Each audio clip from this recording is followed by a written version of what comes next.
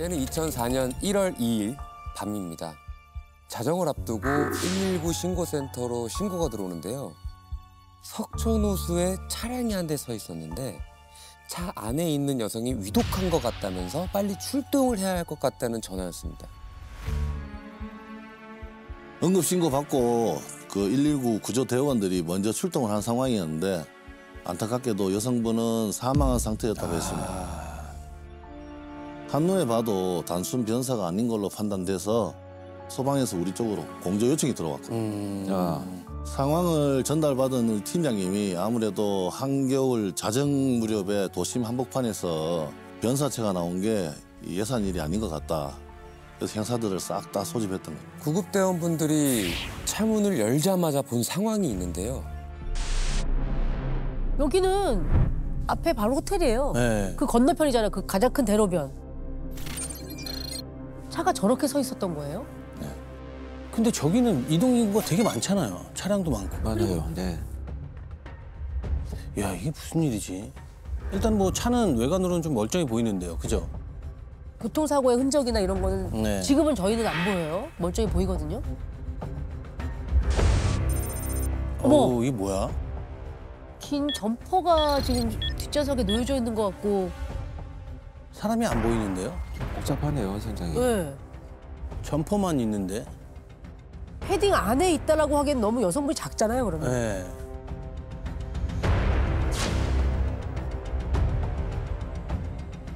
아니면 저 밑에, 좌석 밑에 있는 건가?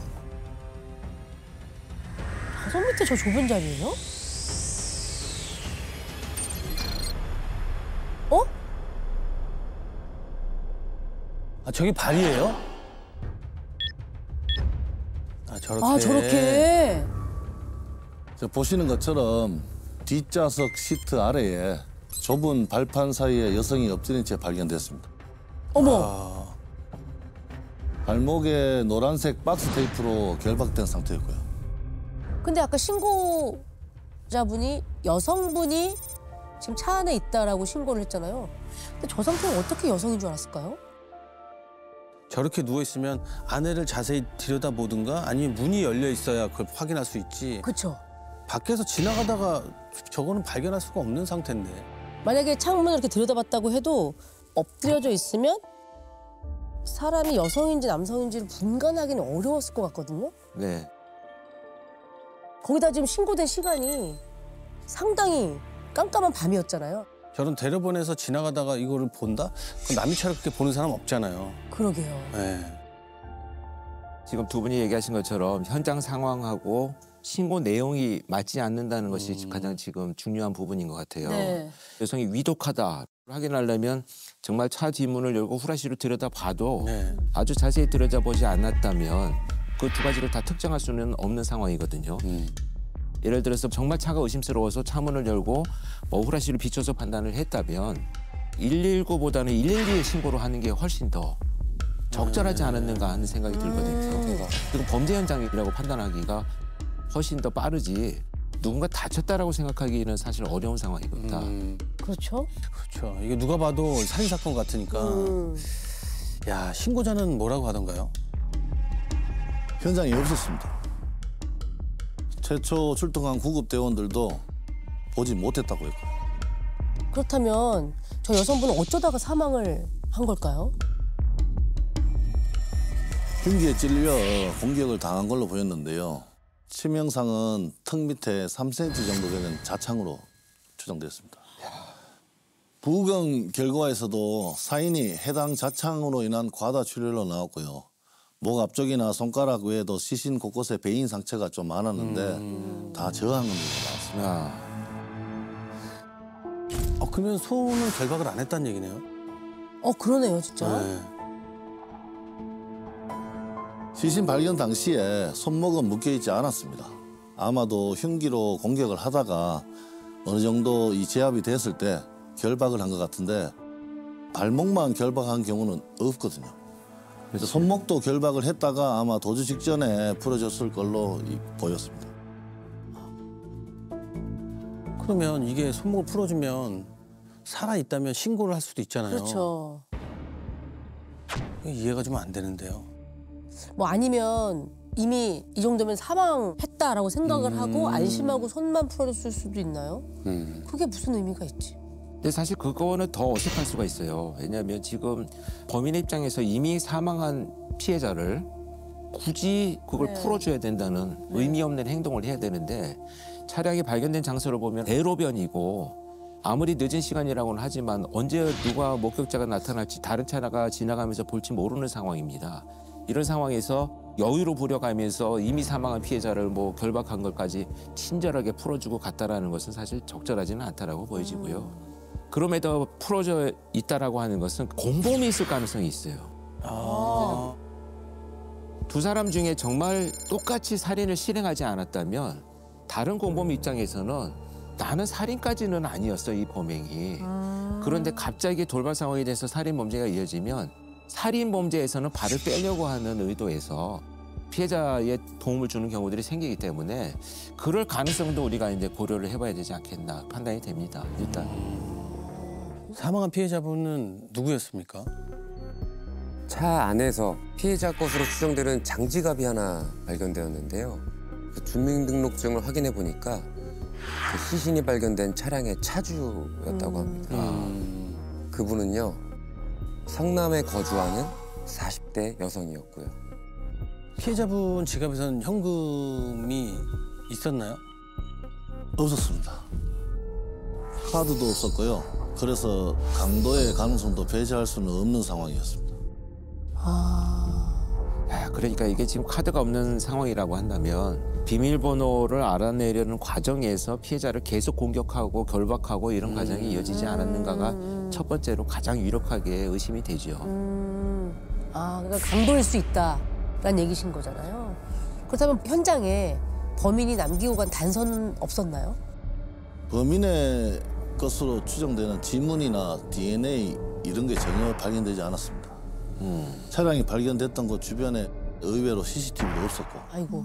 또 자정이다 보니까 목격자를 찾기도 어려웠습니다.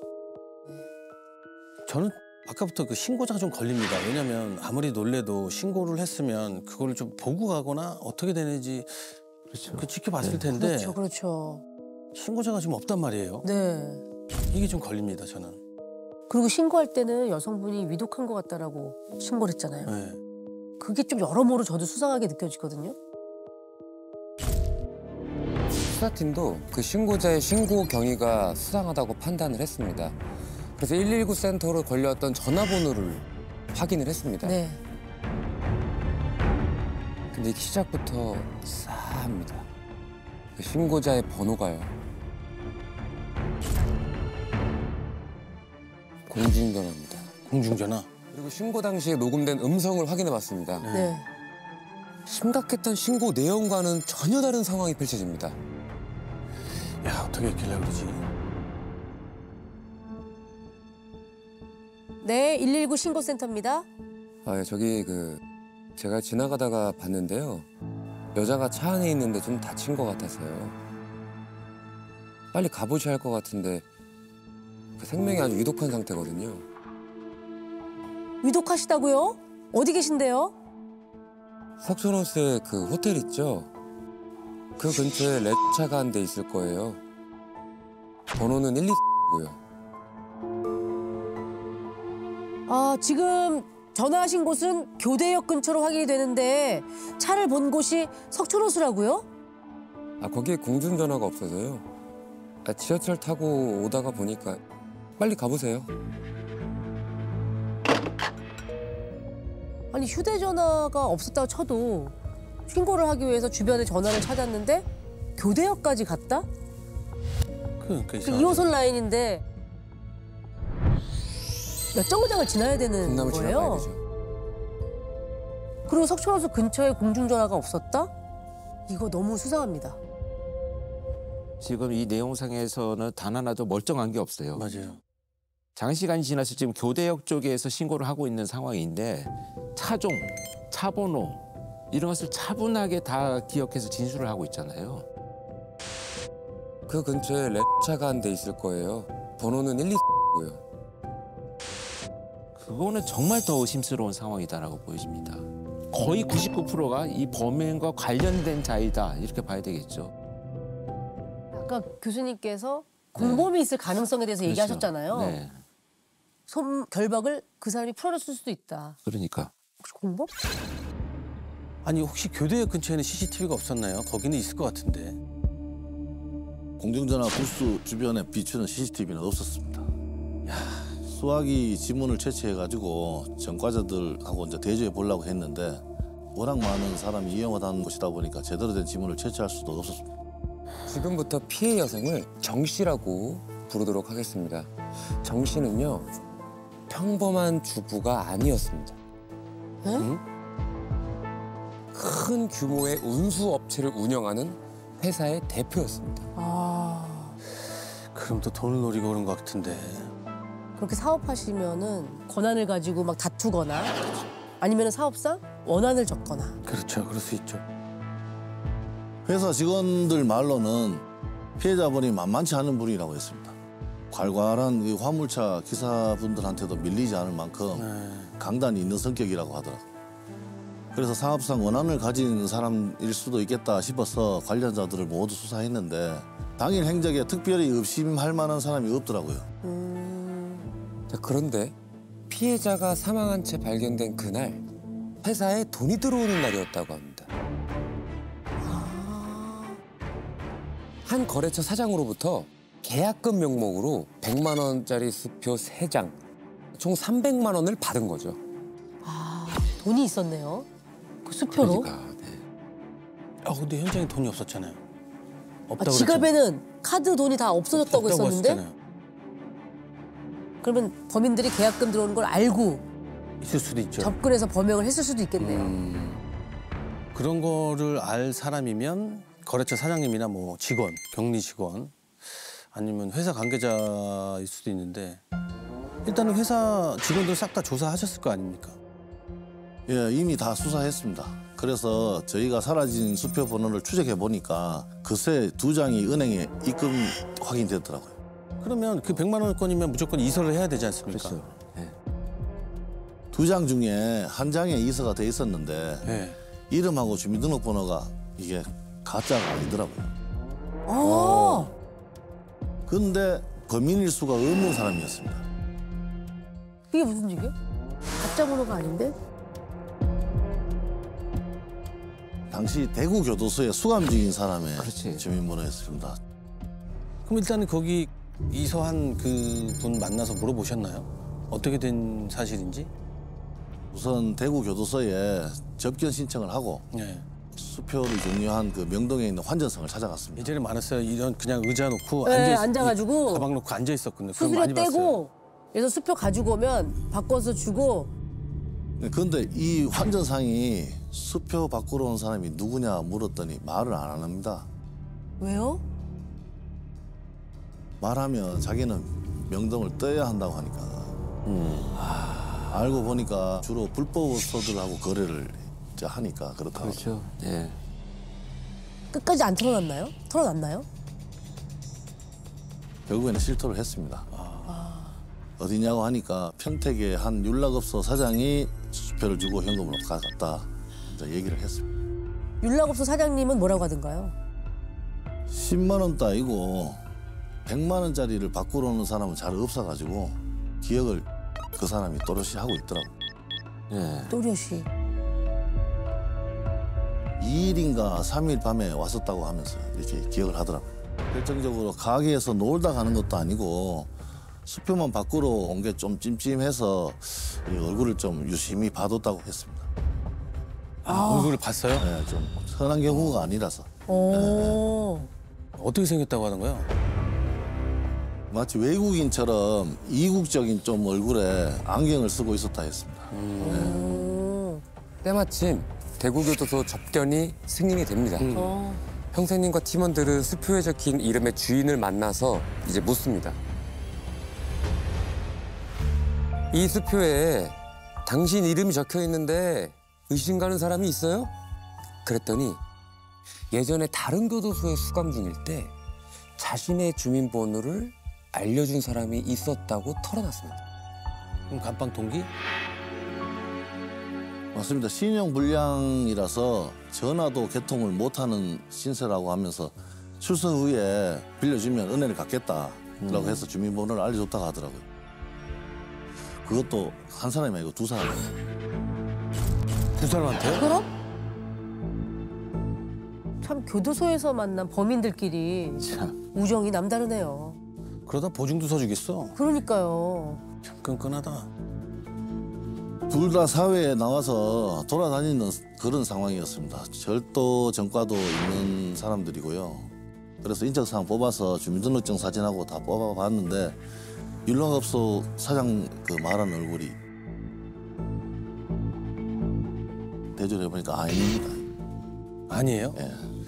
깜빵 동기에게 명의를 빌린 2명 중에 1명이 살해 현장에 있었던 건 확실했습니다. 왜냐면요, 그 휴대폰의 위치가 사건 당일 성남에서 서울로 이동했다가 3일 새벽에 평택에서 잡힙니다. 지금 뭐 사건의 동선이 딱딱 맞네요. 네. 피해자가 성남에 사는 여성분이었고 사건은 서울에 있는 석촌호수에서 일어났고 그리고 수표를 바꾼 곳은 평택이고 그렇죠. 그러니까 지금 다 맞아떨어지는 거잖아요. 자, 그러면 지금부터 이 용의자를 양 씨라고 부르도록 하겠습니다. 양 씨는요, 그 후에 전화기의 전원이 계속해서 꺼진 상태였다고 합니다. 근데 이제 전화기 끄고 도주한 거면 어딘지 찾을 수가 없잖아요. 당장 양 씨는 찾을 수 없지만 왠지 그 수표 바꾸러 갔던 남자는 찾을 수 있겠더라고요. 어? 안경남? 그래요? 안경남? 어디서요? 양 씨의 감방 동기가 아닐까 하는 그런 생각이 드는 겁니다. 아, 비슷한 수법의 전과자들이랑 계획 짜지 않았을까 해서 양 씨랑 같은 교도소에 수감됐던 사람들 중에 동종 전과자 사진만 쫙 뽑아봤더니 약간 외국인처럼 생긴 사람이 있더라고요. 오. 그래서 연락업소 그 사장님한테 보여줬더니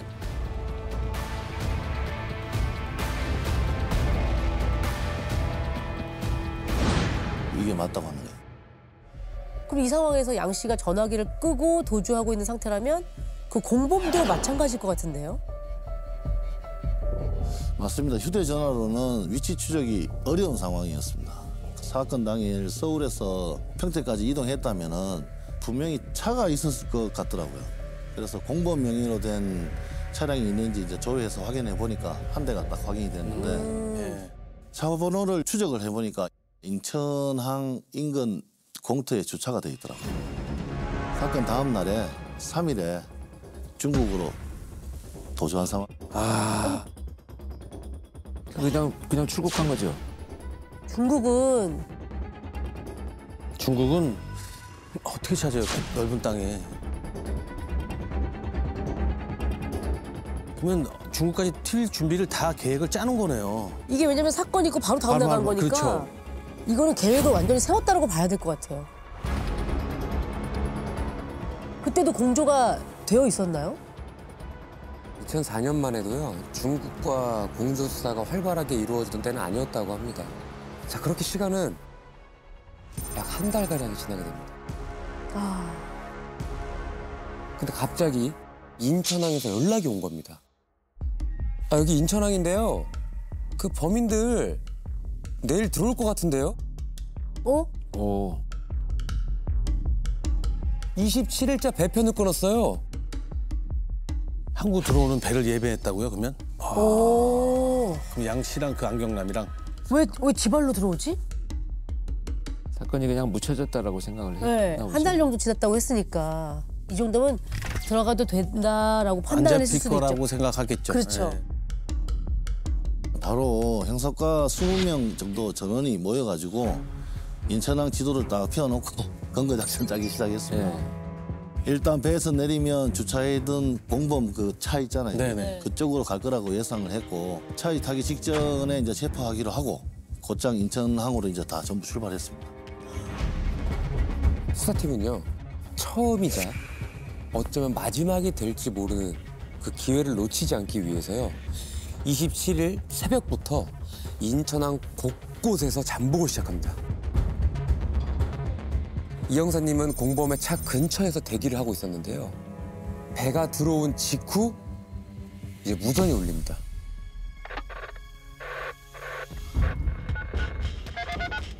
공범은 내렸습니다. 그런데 양 씨가 안 보입니다.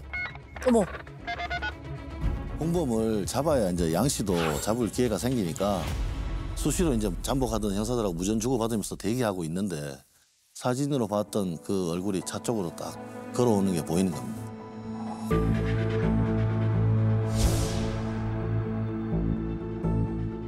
순간 공범이 이제 저를 보면 도망갈 것 같아가지고 네.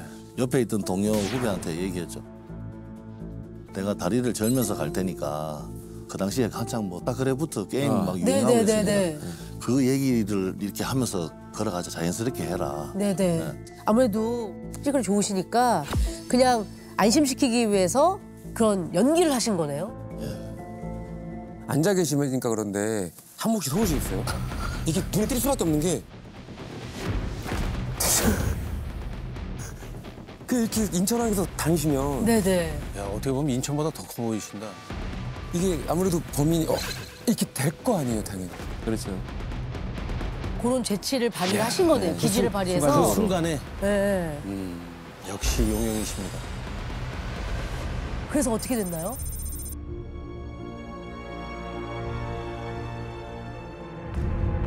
같이 덩치 큰 이제 남자 둘이 이제 걸어가니까 걔도 약간 멈칫 이렇게 하더라고요. 그렇죠. 그때부터 예정대로 이제 다리 쭈떡거리고 이제 연기를 막 했죠. 후배는 옆에서 게임 얘기 이제 와다다다 이제 하고 이러니까 네.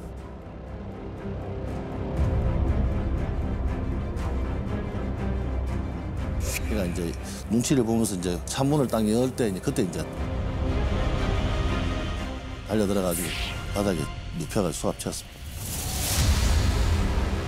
그리고 곧바로 형사님은요 마산으로 달려갑니다. 마산? 인천에서 마산이에요? 마산은 또 무슨 일로? 혹시 그쪽에서 양 씨가 나타났다는 제보가 있었나요? 아니 마산으로 들어온 건가? 루트가 다른 양 루트로? 아니요. 또 다른 공범이 하나 더 있었습니다. 아, 그럼 3명이었어요? 3인조예요? 예, 2인조가 아니라? 예, 3. 어머, 저희가 그 양 씨와 공범의 통화 내역을 확인해 보니까 이 두 사람하고 유독 자주 통화한 사람이 있었는데 전과 조회를 해보니까 절도 전과가 있는 겁니다. 중국에서 들어온 공범의 깜빵 동기였고. 그래서 마지막 공범도 잡았나요? 네, 잡힐 거라고는 자기도 이제 상상도 못했는지 마산의 한 여관에서 두 다리 뻗고 자고 있었습니다.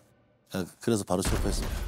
야, 얘네들은 범죄 저주를 꼭 그 무다리 뻗고 자고 있더라. 얘들은. 진짜. 그래서 공범들이 자백을 했습니까? 예, 전부 모두 시인했습니다. 범행을 계획했던 건 중국에 있는 그 양 씨였다고 했고 같이 중국으로 갔던 공범한테 자기가 돈 많은 아줌마 하나를 알게 됐다. 크게 한탕 한번 해보자라고 제안을 했습니다. 공범이 그러면 그 마산에 있는 동기까지 끌어 들여가지고 그 돈으로 이제 서에서 이제 사업을 하려고 그럴 작정이었다.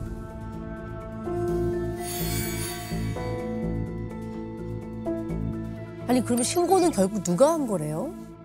셋이 같이 움직였는데 직접 전화를 한 건 중국에서 들어온 공범이 신고를 한 겁니다. 예. 살인까지는 계획한 게 아니고 죽이려는 의사는 없었는데 피해자가 이제 저항이 심하고 이러니까 제지하다가 이제 우연히 칼에 찔린 거라고 이제 그렇게 진술을 했어요. 본인도 올라가지고 신고 전환을 이제 하게 됐다고 이렇게 하면서 그래서 손도 풀어졌다고 이렇게 얘기했습니다. 아이, 뒤늦게 이게 무슨 소리야. 사람 목에 칼 찔렸다며요. 이게 사망 원인이 이거라며. 네, 사참. 신고를 하면 빨리 했어야죠. 그러면 본인들은 어디까지가 계획이었대요? 사전에 과도하고 박스 테이프, 장갑과 마스크를 구매를 했고요. 피해자 정 씨의 동선을 미리 파악해서 퇴근하는 순간을 노렸다고 합니다. 그래서 정말 돈만 뺏으려고 했는데 피해자가 과도를 잡고 저항을 하니까 피해자의 얼굴이랑 머리를 주먹으로 내리치는 과정에서 턱에 찔린 것 같다라고 주장을 했습니다. 아니 그러니까 이미 성남에서 납치했을 때 칼로 찔렀다는 얘기네요. 아니 근데 그러면 석촌호수까지는 왜 온 겁니까? 그러게. 양 씨가 가자고 하는 대로 간 것뿐이라고 했습니다. 그런데 석천호수에 도착했을 땐 이미 피해자가 의식을 잃은 상태여서 피해자한테 카드 비밀번호도 알아내지 못했다고 하더라고요. 그래서 현금이랑 수표를 챙겨 달아났다고 했습니다. 의식이 있을 때 신고를 했어야지. 에이 그러니까. 교대까지 가서 신고를 하고. 병원이라도. 에휴 그 짓을 왜 하냐. 도둑질해서 사업을 하면 그 사업이 잘 되겠어? 말이 안 되지. 어리석은 생각이죠. 지금 뭐 다 양 씨가 계획했고 양 씨가 하자는 대로 했고 양 씨가 가자는 대로 갔다 이렇게 얘기하는 거 보니까 양 씨의 계획으로 뭔가 이렇게 몰아가고 있는 것 같은 네. 느낌도 들거든요. 그럼 중국에서 안 들어오면 못 잡을 거라 생각할 수도 그렇죠, 있죠. 그렇죠, 그렇죠. 예. 그러면 공범은 왜 혼자 돌아온 거래요? 시간 터울이 좀 길어지니까 네. 수사가 이제 어떻게 돌아가고 있는지 좀 궁금하고 해서 들어온 거라고 했습니다. 근데 그 공범이 육상 선수 출신이라서 만약 걸리더라도 안 잡히고 빨리 도망갈 수 있다 이렇게 해서 왔습니다. 그럼 양 씨는 잡았나요? 공범들이 잡힌 사실을 눈치가 챈 것 같아요. 그래 아예 중국에서 잠적했습니다. 아이고. 결국 1년, 2년 진짜 시간이 가니까 저희들도 이제 발령이 나다 보니까 네. 이제 다 뿔뿔이 다 흩어졌습니다. 그 수사팀이 이제 다른 경찰서로 다 흩어지셨다는 얘기죠? 그렇죠. 다른 데로 발령 나면 이 사건을 할 수가 없는 거죠. 그렇죠. 아니 그러면은 완전 검거가 되지 않는 상태로 부분 검거만 되고 이 사건은 이렇게 끝나는 건가요? 저도 이렇게 끝나는 줄 알고 정말 놀랐거든요. 완전 범죄는 없습니다. 사건이 일어난 지 약 10년이 지났습니다. 2013년 11월 8일 중국 공안의 불신 검문에 딱 걸리고 맙니다. 주변에 이제 가명을 쓰고 살면서 가정도 꾸렸고요. 어머. 중국에서 심지어 떡볶이집까지 차려서 나름 분식집 대박 사장님이 돼 있었다고 합니다. 근데 어떻게 검문으로 양 씨를 검거할 수가 있었죠? 중국 공안이? 저희들이 다 흩어진 건 아니고 한 분이 남아 계셨어요. 제 선배 되시는 형님이신데 2008년에 양 씨에 대한 적색 수배를 인터폴에 요청을 해놨습니다. 그러니까 사건이 2004년에 있었는데 팀장님 2008년에 네. 인터폴에 요청해 놓은 게 예. 2013년에 검거로 이어진 거네요? 그러니까 형사님들이 포기하지 않으니까. 맞아요. 그게 잡은 거지. 집념이 통한 거예요. 이래서 완전 범죄가 없는 거죠. 없죠, 없죠. 양 씨가 잡혔다는 소식을 듣고 진짜 막 이 얹혀 있는 10년 묵 체증이 싹 다 내려갔습니다. 네. 아, 이 주범이었는데. 재판 결과는 어떻게 났습니까? 그 3인조 중에 공범 둘 있지 않습니까? 각각 12년과 15년형을 받았고요. 납치는 계획적이었지만 피해자를 살해한 것 자체는 우발적이었다는 점, 그 직접 119에 신고한 점이 인정이 됐다고 합니다. 그리고 이제 사건을 주도한 양 씨, 살해에 직접 가담하지 않았다는 점 때문에 징역 10년형을 받았습니다. 그때 사고 안 치고 중국 가서 만약 떡볶이 사업을 했으면은 그건 온전히 자기 노력으로 온전히. 된 거 아니에요? 맞아요, 그쵸. 맞아요. 그게 낫지. 에휴, 참. 돈 많은 사람이 있으니까 한탕 하자가 너무 잘못된 말이에요. 그거는. 사람이라면 그렇게 그 탁해서 그렇게 정하면 안 되지.